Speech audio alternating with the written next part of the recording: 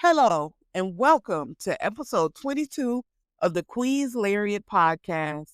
Today, I want to talk about a wrestling promotion that I've recently started watching, and that is Tokyo Joshi Pro. But before that, please like, share, and subscribe here on YouTube, and please like, share, and follow and support on TikTok, where we are currently doing a Joshi Wrestlers You Should Know every day. There is lots of fun to be had on the Queen's Lariat TikTok page. So without further ado, let's get into our episode. So the first thing I want to say about Tokyo Joshi Pro is I think, in my opinion, Tokyo Joshi Pro is the funnest wrestling promotion that I've seen. And that's not to take away anything from any other promotion. It's just I get so much like watching Tokyo Joshi Pro. I just have so much fun watching it, and I'm very entertained by it. And that's not to say that the in-ring isn't good, because the in-ring is some of the best Joshi wrestling you can get today. Like, Tokyo Joshi Pro is amazing. So originally I knew of Tokyo Joshi Pro when I first started watching Joshi. It was just like when I first started watching, I was like, dipping my toe into the water, not really watching everything, just kind of watching Stardom. And, I would see highlights of Tokyo Joshi Pro all over the internet. I knew some of the wrestlers.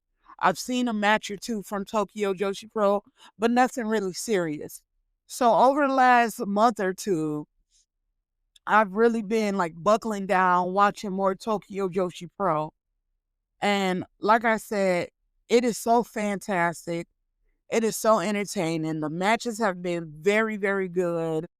And one thing I did notice too is that I think Tokyo Joshi Pro got some of the best characters in wrestling. Like, all the wrestlers know what character they're supposed to be playing, and they all know their roles in the promotion, whether it's somebody that is like the top of the card, mid card, lower card, singles wrestler, tag wrestler. Everybody know exactly what character they're playing. And like I said, the wrestlers are phenomenal here. Like, there's wrestlers who are more character driven, and there's wrestlers who are more in-ring driven. But they all come together to put together a tremendous roster in Tokyo Joshi Pro. Now, I want to talk about some of my favorite wrestlers. And like I said, I'm just, getting into Tokyo Joshi Pro. So if you have any suggestions of wrestlers I should see or matches I should see, please leave a comment and I'll check them out. But just a couple of wrestlers and matches that I've really, really gotten into since watching Tokyo Joshi Pro. So the first wrestler I want to talk about is Miyu Watanabe. Miyu Watanabe is so freaking good. She's like a powerhouse wrestler, but she's not like a typical powerhouse wrestler. Like, she's a great technical wrestler as well. But the way she picks people up and swings them around is crazy, especially for somebody that's not really like the biggest or the tallest. Miyu Watanabe really stands out, and in my opinion, she is pound for pound the strongest wrestler in wrestling right now, male or female. Like, she's just so tremendous. The next wrestler I want to talk about is Miyu Yamashita. Of course, we know that Miyu Yamashita is the ace over there in Tokyo Joshi Pro, but oh my gosh, she's like one of the best strikers I've ever seen in wrestling. Her kicks and her strikes hit so hard, it sounds like a freaking strike of lightning just hit. Like, Miyu Yamashita is so freaking good. And once again, a tremendous in-ring worker, a tremendous technical wrestler as well. I'm actually shocked that Miyu Yamashita hasn't like broken out in like other places. I know she's been on AEW and been in Ring of Honor, but like I said, Tokyo Joshi Pro, they're lucky to really have Miyu Yamashita there, and that, you know, she didn't decide or another promotion didn't snatch her up already. She's fantastic, but she works really well in TJPW. The next wrestler I want to talk about is Hyper Masao. Personally, my favorite character in TJPW is Hyper Masao. She is hilarious with her long-winded promos and the fact that she's a hero, but she is willing to cheat to win. Like Hyper Masao and her, you know, the Hyper Masao mobile running over people, and she's just excellent and just so funny. But she's also, once again, she's very good in the ring. But she's another example of someone who knows their character, and you know, it's just fantastic.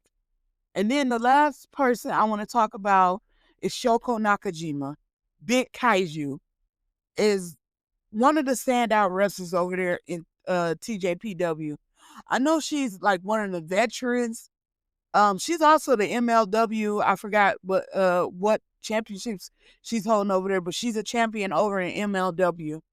But Shoko is just amazing in ring. Her tag team with Hyper Misawa, it's called, and pardon my pronunciation, Karaku Kiyomi. It's fantastic and just a fantastic veteran to have there, and one of the bigger names over there in TJPW. All right, and then some of my favorite matches from TJPW is the first match I saw from TJPW was, in the match where I really became a fan of Miyu Watanabe, was her versus Miyu Yamashita at Grand Princess 24. Another match that I really like is recently um is from Wrestle Princess 6, is Mizuki versus Miyu Watanabe. Mizuki is another fantastic wrestler over there. Um, and then I have also Karaku Kiyomi versus 1-2 million at Grand Princess 25 for the Princess Tag Team Champions. I feel like Karaku Kiyomi showed a lot of heart in that match, and it was fantastic once again. But like I said, I'm becoming a huge fan of Tokyo Joshi Pro. It's just such a laid back promotion. They don't take themselves too seriously, but it's still fantastic in ring. So if you have the chance, go out of your way and watch Tokyo Joshi Pro. But anyways, thank you. Once again, check us out here on YouTube. Also, check us out on TikTok, where once again we do Joshi Wrestlers You Should Know, an episode every day. We do Joshi wrestlers from all over Joshi, not just Stardom, not Marigo, not just TJPW, everywhere. So thank you for listening. Goodbye. I'm out.